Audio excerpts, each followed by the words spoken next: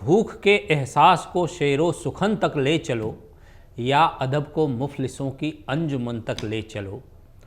खुद को जख्मी कर रहे हैं गैर के धोखे में लोग, इस शहर को रोशनी के बांकपन तक ले चलो, इस शहर को रोशनी के बांकपन तक ले चलो। अदम गोंडवी मूल नाम रामनाथ सिंह था, लेकिन कविता की दुनिया में अदम गोंडवी नाम से मशहूर हुए। अदम गोंडवी का जन्म 22 अक्टूबर 1947 को उत्तर प्रदेश के गोंडा जिले के अट्टा परसपुर गांव में हुआ। उन्हें हिंदी में दुष्यंत कुमार के बाद दूसरा सबसे लोकप्रिय कवि और गज़लकार माना जाता है। उनकी गज़लें और कविताएं निर्धनों, वंचितों, दलितों, श्रमिकों और उत्पीड़न का शिकार स्त्रियों की फरियाद लेकर आती हैं। इस रूप में वह जनता के कवि होने की हैसियत रखते हैं। घर पे ठंडे चूल्हे पर अगर खाली पतीली है, बताओ कैसे लिख दूं धूप फागुन की नशीली है।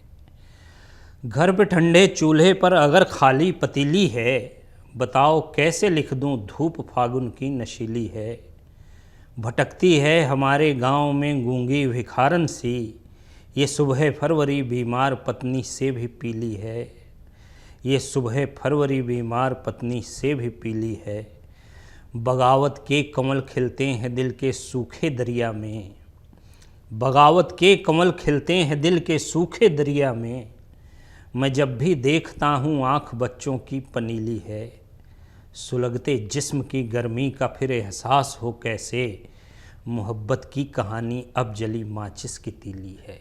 मोहब्बत की कहानी अब जली माचिस की तीली है। दुष्यंत ने अपनी गज़लों से शायरी की जिस नई राजनीति की शुरुआत की थी, अदम ने उसे उस मुकाम तक पहुंचाने की कोशिश की जहां से एक एक चीज़ बगैर किसी धुंधलके के पहचानी जा सके। यह एक इत्तेफाक भी है कि दोनों ने अपने अपने जज्बातों के इजहार के लिए गज़ल का रास्ता चुना। मुशायरों में घुटनों तक मटमैली धोती, सिकुड़ा कुर्ता, गले में सफ़ेद गमछा डाले एक ठेठ देहाती इंसान, जिसकी ओर शायद आपका ध्यान ही न गया हो, लेकिन यदि अचानक माइक पर आ जाए और फिर ऐसी रचनाएं पढ़े कि आपका ध्यान और कहीं जाए ही ना, तो समझिए वो इंसान कोई और नहीं, अदम गोंडवी हैं। कि शेर देखिए, ये तिश्नगी गवाह है घायल है इनकी रूह, चेहरे ही तबस्सुम से सजाए हुए हैं लोग। गैरत मरी तो वाकई इंसान मर गया, जीने की सिर्फ रस्म निभाए हुए हैं लोग। जुल्म और नाइंसाफ़ियों के खिलाफ बगावती तेवर को गज़ल में ढाल देना आम इंसान के बस की बात तो नहीं। इसके लिए शताब्दियाँ किसी अच्छे कवि का इंतज़ार करती हैं। देखना, सुनना व सच कहना जिन्हें भाता नहीं, कुर्सियों पर फिर वही बापू के बंदर आ गए। कल तलक जो हाशिए पर भी न आते थे नज़र, आजकल बाज़ार में उनके कैलेंडर आ गए। कल तलक जो हाशिए पर भी न आते थे नज़र, आजकल बाज़ार में उनके कैलेंडर आ गए। अदम साहब की शायरी में जनता के सुख दुख बसते हैं। उनकी शायरी न तो हमें वाह करने का अवसर देती है और न आह भरने की मजबूरी परोसती है। अपनी शायरी में अपने इसी तेवर के लिए अदम मशहूर हुए।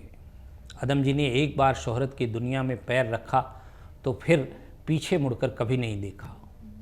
उनसे मोहब्बत करने वाले, उनको सुनने वाले, उन्हें पसंद करने वालों की गिनती लाखों में है। शेर देखिए उनके, जो उलझ कर रह गई है फाइलों के जाल में, गांव तक वह रोशनी आएगी कितने साल में।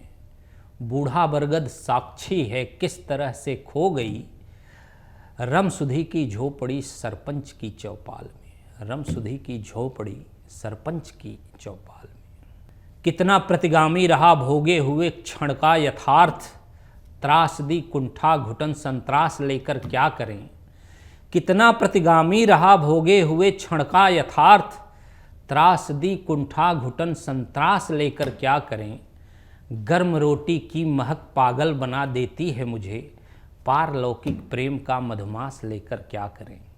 पारलौकिक प्रेम का मधुमास लेकर क्या करें। धरती की सतह पर समय से मुठभेड़, गर्म रोटी की महक, उनके 3 गज़ल संग्रह है। 1998 में उन्हें मध्य प्रदेश सरकार ने दुष्यंत कुमार पुरस्कार से सम्मानित किया। हिंदी के साथ ही अवधी में उनके योगदान के लिए उन्हें माटी रत्न सम्मान से भी नवाजा गया है।